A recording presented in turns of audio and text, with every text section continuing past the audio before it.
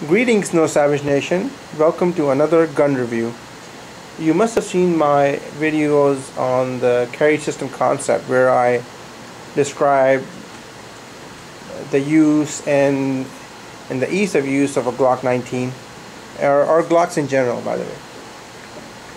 To move forward with the same concept, I was thinking about your backup firearm.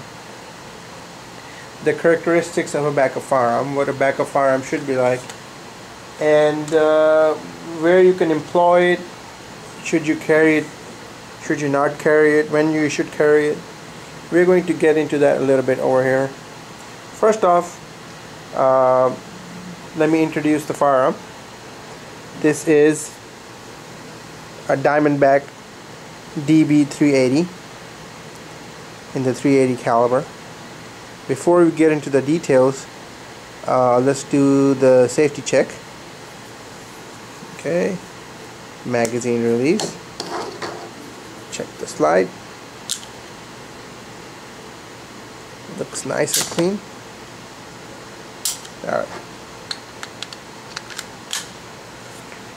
Alright, so this is a Diamondback DB380. Let's get into the basics of the Diamondback a little bit here. A lot of people speculate that the Diamondback DB380 has been developed by former employees of Caltech, and some say that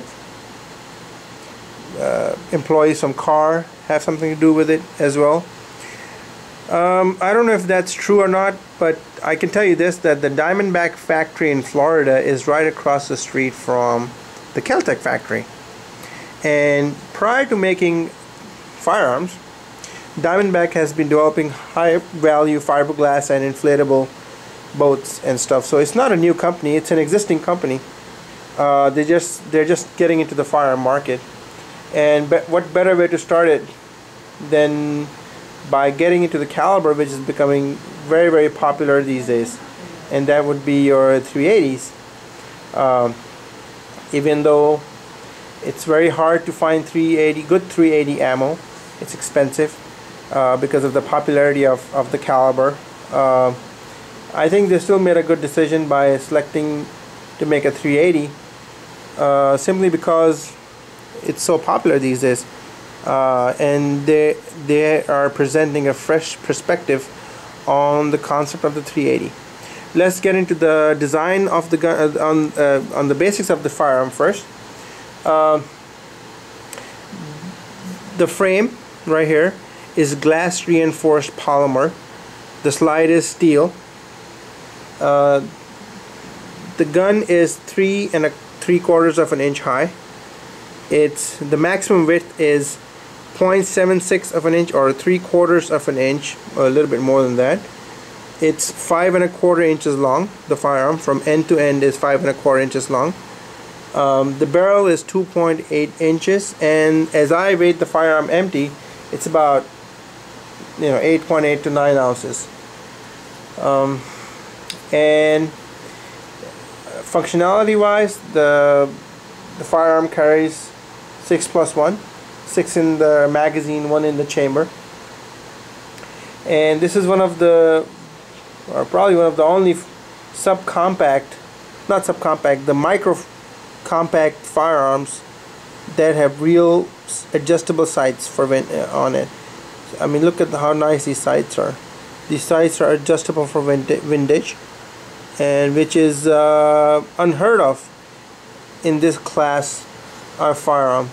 As far as the ergonomics are concerned, the grip angle is sort of at a right angle, which is very different from my regular carry firearm, which is the Glock 19.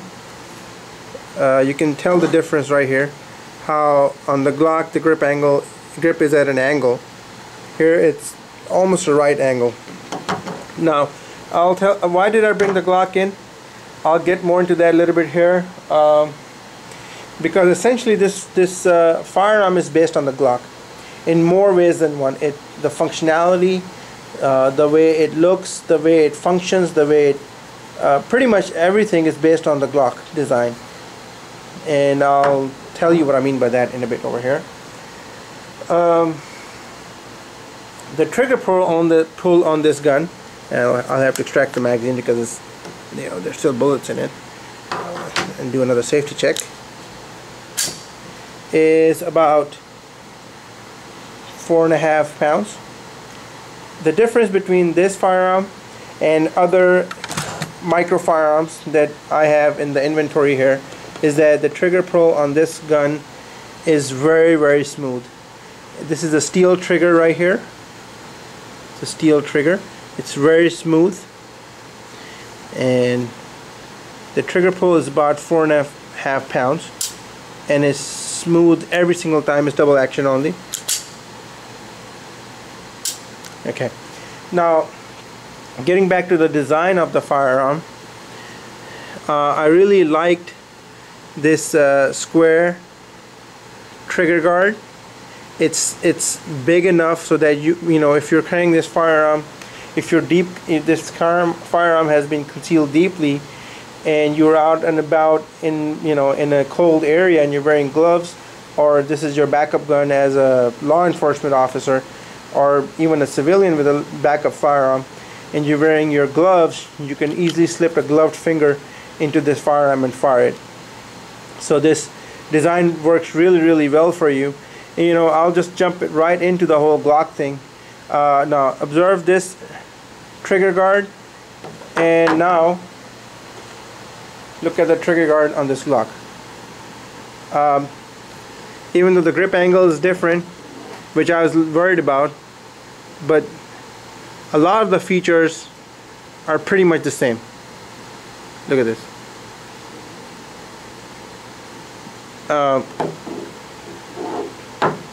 So,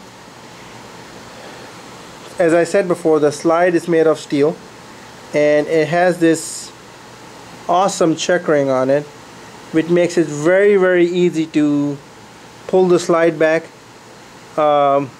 It's sort of a snake skin checkering, so you can think of it, and which is a good contrast, not a good contrast, which really does justice to the name of the firearm, Diamondback.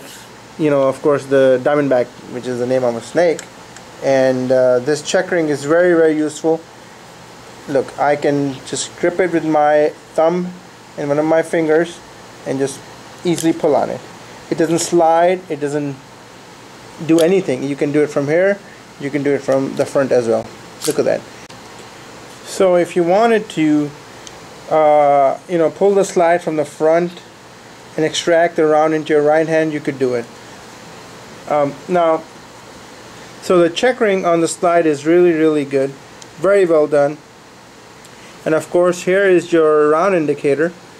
It indicates to you if there's a round in the chamber. Now look at the checkering on the grip itself.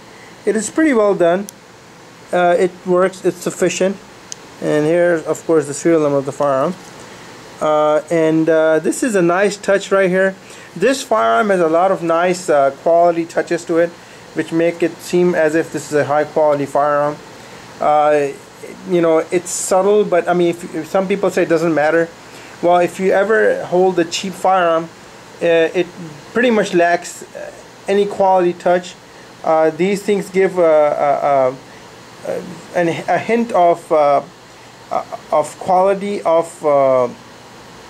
well, I would say more into that they took care in building their firearm. They're proud of it. And look at the checkering on the front of the grip. It's very, very functional, and it's excellent. See if you can get a better look here. It's very well done. The back is smooth, and the frame itself has a dovetail, which let me have to extract this again, do another safety check. The frame, now on the dovetail, since I'm not that big of a person, it works well. When the slide is moving back, it misses your skin. See? But I have heard and actually seen that if you are a big person who has more skin on this side, and you're holding sort of like this, The dovetail here is pretty much for those people useless. I mean, I have heard of and seen people getting cut by this. So if your skin is coming up like this against it, this thing will inadvertently cut you. See this part? So just be mindful of that, or just hold the gun like this and just be careful of that thing.